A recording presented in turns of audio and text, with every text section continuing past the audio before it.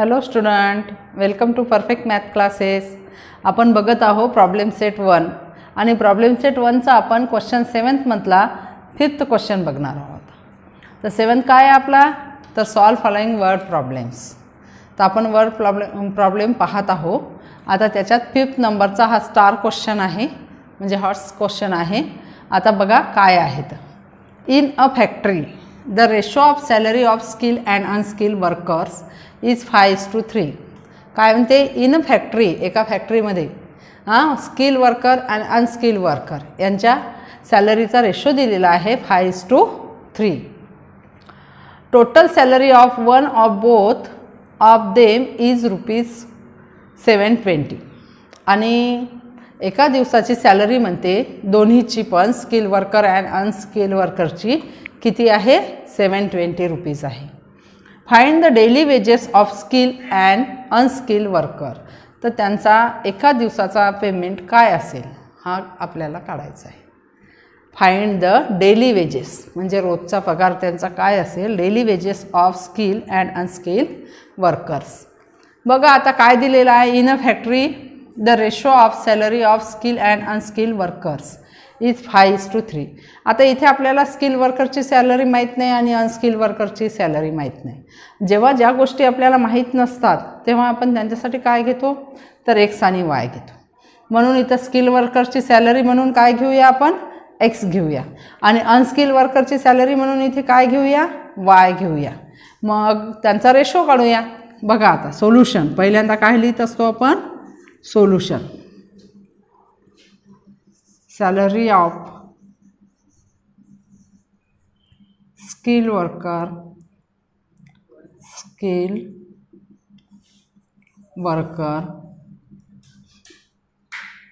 Is rupees x. काय घेतलेलं आपण, salary of skill workers is rupees x and salary of unskilled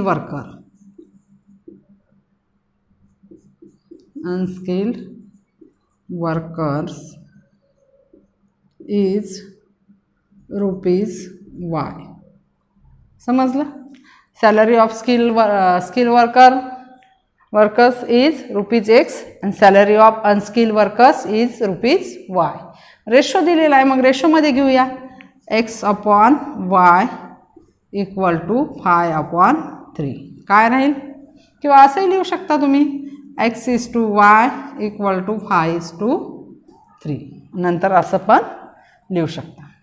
ही काय आहे, फर्स्ट कंडिशन. काय आहे, फर्स्ट कंडिशन आहे. मग आता याला क्रॉस मल्टिप्लिकेशन करा, असं आणि असं फक्त. x/3 3x plus equal to y/5 5y. आता आपल्याला याला स्टँडर्ड फॉर्ममध्ये आणायचं असेल तर काय करावं लागेल, 3x - 5y इक्वल टू 0. हे झालं फर्स्ट इक्वेशन. आलं. आणि सेकंड तर फारच सोपं आहे. सेकंड काय म्हणते बघा, total salary of one of both of them is ₹720. दोघांचीही एका दिवसाची सॅलरी म्हणते, दोघांची म्हणजे skill workers and unskilled workers या दोघांची सॅलरी मिळून एका दिवसाची किती आहे, ₹720. आता आपण इथं पाहिलीच आहे, salary of skill workers for 1 days लिहू इथं ₹x आणि अनस्किल वर्कर्सची काय घेतलेली आहे, ₹y फॉर 1 डेसाठीच आहे ते. मग इथे काय येईल, second condition x plus y skill वर्करची सॅलरी प्लस अनस्किल वर्करची सॅलरी इक्वल टू किती रुपीज होतो आहे, 720. पहा झालं सेकंड इक्वेशन पण. आता तुम्ही इथे 3x 5y इक्वल टू 0 आहे आणि सेकंड इक्वेशनमध्ये x plus y equal to 720 आहे. तर आता तुम्हाला एक टर्म सारखी करावं लागते. मी मुद्दा म्हणून हे एकाच पद्धतीनं सांगितले की ही मेथड तुमची चांगली झाली पाहिजे. तर एक टर्म सारखी करायची आहे. तर इथे 5y आहे, इथं जर आपण 5 ने मल्टिप्लाय केलं तर 5y येतात, किंवा एक्स जर सारखा करायचा असेल तर 3 ने मल्टिप्लाय करा. कुठलीही एक टर्म आपल्याला मल्टिप्लाय करून सारखी करायची आहे. तर आपण काय करूया, इक्वेशन 2 ला 3 ने मल्टिप्लाय करू. एक्स टर्म सारखी होते. कशाने मल्टिप्लाय करू, 3 ने. काय होईल मग, 3x plus 3y equal to 0. 3 2 जा 6, 3 7 जा 21. इक्वेशन नंबर 3 आलं. x ची टर्म सारखी झाली. मग आता काय करूया आपण, 1 - 2 करूया. Equation 3x - 5y equal to 0. 3x plus 3y equal to 2160 झालं. आता आपण काय करत आहोत, सबट्रॅक्शन. आणि सबट्रॅक्शन म्हटलं की आपल्याला काय करावं लागते, पहिल्यांदा साइन चेंज. सबट्रॅक्शन म्हटलं की साइन चेंज होणार. मग हे 3x कॅन्सल. इथं सेम साइन झाले कारण हा प्लसचं साइन निघून गेलं. -5 आणि -3 -8y equal to -2160. Minus minus दोन्ही साईडला असल्यामुळे कॅन्सल झाले. 8y इक्वल टू 2160 म्हणजेच y equal to 2160 divided by 8. y equal to division करा. काय येते बघा, 2160. 8 2 जा 16 कारण 3 जा काही बसत नाही. 11 - 5 हे 6 5 कॅरी 1 0 6 घेतली. 8 7 जा किती येईल, 56. 0 जशाला तसा लिहूया म्हणजे किती येईल, 270 आलं. वायची व्हॅल्यू किती आली, 270. म्हणजे अनस्किल्ड वर्करचा पेमेंट किंवा सॅलरी किती आहे, 270 रुपीज आहे. आता ही पुट करूया इक्वेशन 1 किंवा 2 किंवा 3 मध्ये आणि आपल्याला एक्सची व्हॅल्यू निघेल.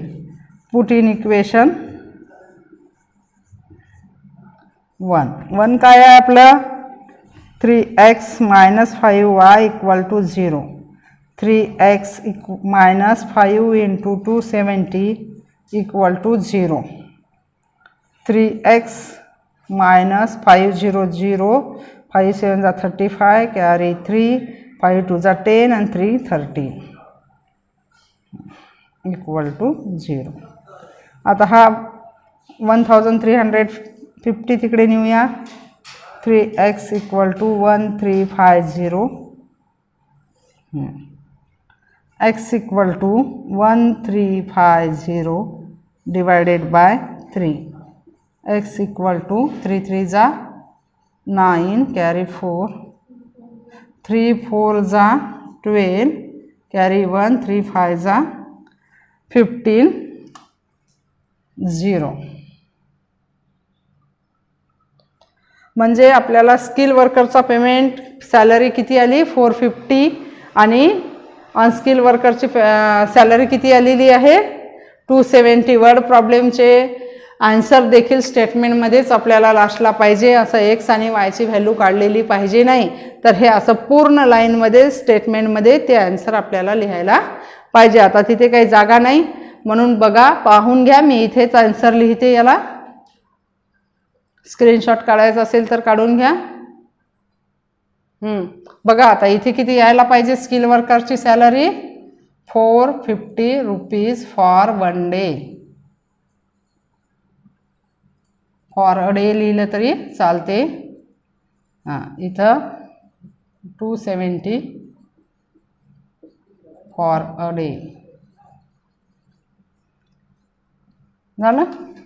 हे राहील लास्टचं आन्सर आपलं. अशा तऱ्हेनं आपला 5th क्वेश्चन झालेला आहे. आता लास्ट प्रॉब्लेम सेटचा लास्ट क्वेश्चन म्हणजे 6th क्वेश्चन आपण घेऊया आणि उद्यापासून आपण जॉमेट्रीचा क्लास सुरू करणार आहोत. प्रॉब्लेम सेट 1चा क्वेश्चन नंबर 7 मधला 6th क्वेश्चन बघत आहोत. आता 6 क्वेश्चन हा पण हॉर्सच आहे, स्टारवाला क्वेश्चन आहे. आता क्वेश्चन वाचून दाखवते मी तुम्हाला. थोडा मोठा क्वेश्चन आहे, समजून घेतला तर निश्चितच करायला अतिशय सोपा आहे, फक्त क्वेश्चन मोठा दिलेला आहे. पहा, places A and B are 30 kilometre apart and they are on a straight road. आता 30 किलोमीटरचा एक A आणि B समजा एक पार्ट आहे, हां किती स्ट्रेट रोडवर. हां काय म्हणते नंतर, Hamid travels from A to B. Hamid कुठून निघाला, A to B on bike. At the same time Joseph start from B on bike. बघा मी एक डायग्राम काढलेलीच आहे. बघा A आणि Bचा 30 किलोमीटरचा पॅथ आहे, स्ट्रेट रोड आहे आणि A पासून हमीद असा निघत आहे आणि B पासून जोसेफ असा येत आहे. कळलं, हे एवढा रोड आहे स्ट्रेट रोड आणि या रोडवर A पासून हमीद इकडे चालला जोसेफकडे, तर B पासून जोसेफ हमीदकडे येत आहे. किती किलोमीटर आहे हे टोटल, 30 किलोमीटर.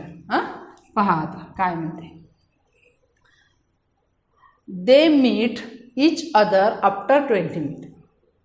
किती, 20 मिनिट नंतर ते दोघंही एकमेकांना भेटणार. म्हणजे इथं कुठेतरी त्या दोघांचीही भेट होणार आणि ती किती आहे, किती वेळानंतर होणार आहे, तर 20 मिनिट्स नंतर होणार आहे. If Joseph would have started from B at the same time. हे सेकंड कंडिशनसाठी आहे, हे फर्स्ट कंडिशन आहे एवढी, तर ही सेकंड आहे. बघा second, if Joseph would have started from B at the same time but in the opposite direction instead of towards A. म्हणजे Aच्या सरळ चालला तो, Bच्या तिकडे, Aकडे येत आहे का वापस, नाहीतर तिकडे जात आहे. Hamid would have catch him. Hamid पण तसाच चालला. हमीद काय करत आहे, हमीदही तसंच चालला आणि हमीद काय करते, Hamid would have catch him after 3 hours. आणि हमीद त्याला कॅच केव्हा करणार, 3 तासानंतर, आफ्टर 3 आवर्स. हे बघा हा जोसेफ कसा चाललेला आहे, आता सेकंड कंडिशनसाठी असा चाललेला आहे. जोसेफ असा चाललेला आहे आणि हमीद पण इथून असाच चाललेला आहे नेक्स्ट कंडिशनसाठी. आणि हमीद जोसेफला किती वेळानंतर कॅच करतो आहे, तर 3 आवर्स नंतर, 3 आवर्स.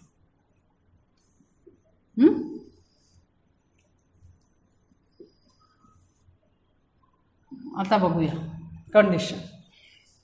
पहा आता सोल्युशनमध्ये आपण लिहूनच ठेवलेलं आहे मी इथं. Speed of Hamid at 20 minutes is x kilometre per hour. Speed of Joseph at 20 minutes is y kilometre per hour. आता आपल्याला टाईमचा फॉर्म्युला माहीतच आहे, time equal to distance by speed. हां पण आपल्याला इथं डिस्टन्स आहे, कारण 30 किलोमीटर काय आहे आपलं, डिस्टन्स आहे, म्हणून आपण इथं डिस्टन्स घेऊ. डिस्टन्स इज इक्वल्स टू, इथं स्पीड आहे डिवाइडला, इकडे गेला तर कशाला जाणार, मल्टिप्लायला, म्हणून इथं distance equal to time into speed. आता टाईम किती दिलेला आहे आपला, तर दोघेही एकमेकांना कधी भेटतात, हे बघा, they meet each other after 20 minutes. तर मग इथं काय होईल, टाईम 20 मिनिट्स इंटू स्पीड काय घेतली, एकाची x घेतली आणि दुसऱ्याची y घेतली.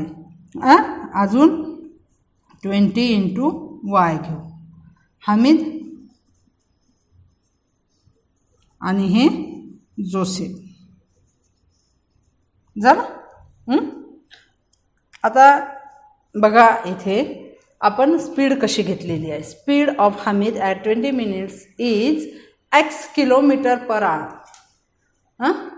आवरमध्ये घेतलेली आहे आणि हे 20 मिनिट्स आहे. तर आपल्याला या 20 मिनिट्सला पहिले आवरमध्ये कन्वर्ट करावं लागेल आणि नंतर आपल्याला इथे कंडिशन तयार करावी लागेल. म्हणून इथे काय होईल मग, बाय फर्स्ट कंडिशन कशी होईल, 20x + 20y equal to total distance 30. पहा पण आपल्याला हे 20 काय झालेलं आहे, मिनिट आहे. आपल्याला या मिनिटाला कशात कन्वर्ट करायचं आहे, आरमध्ये. म्हणून मग इथे 60 ने डिवाइड करू.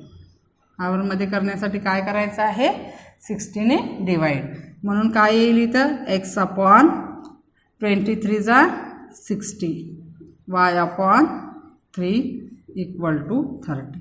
आता 30ने मल्टिप्लाय केलं तर काय होणार, सरळ इक्वेशन होईल प्लेन, आणि आपल्याला प्लेन इक्वेशनच पाहिजे तरच आपल्याला इक्वेशन व्यवस्थित सॉल्व करता येते. 3 3 cancel, 3 3 cancel, x plus Y equal to 90. हे झालं इक्वेशन नंबर 1. आता सेकंड इक्वेशन तर मी तुम्हाला सांगितलंच काय आहे, हमीद इकडे चालला आणि जोसेफ पण इकडेच चालला. हमीद आणि हमीद जोसेफला केव्हा कॅच करणार आहे, तर 3 तासानंतर. मग आता आपलं इक्वेशन काय तयार होईल, बघा second condition.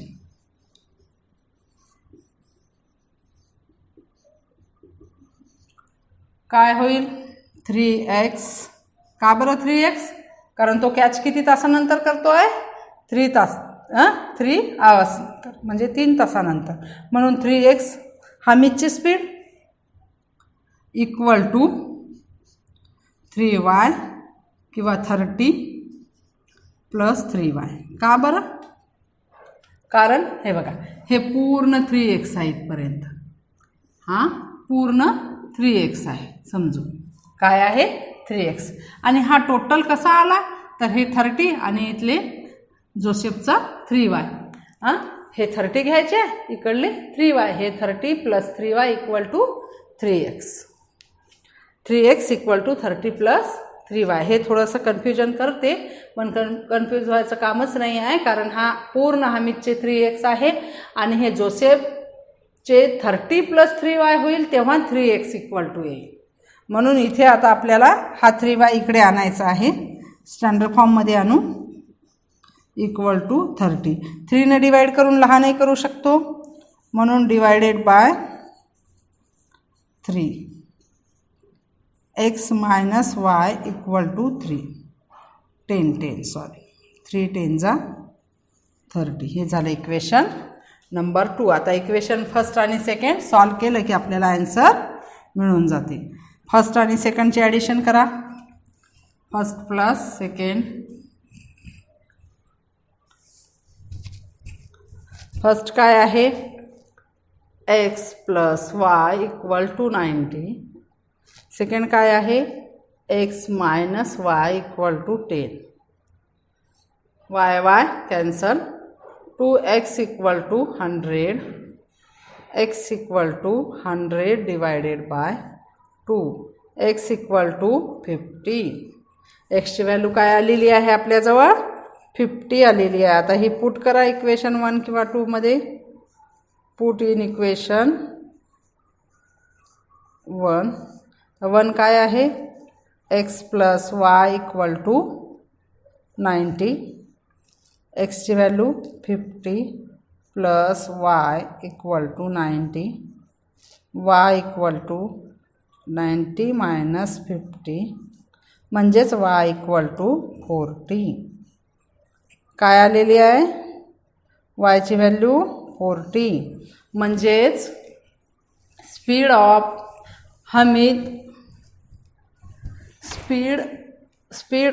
Hamid at 20 minutes is काय राहील, 50 km/h.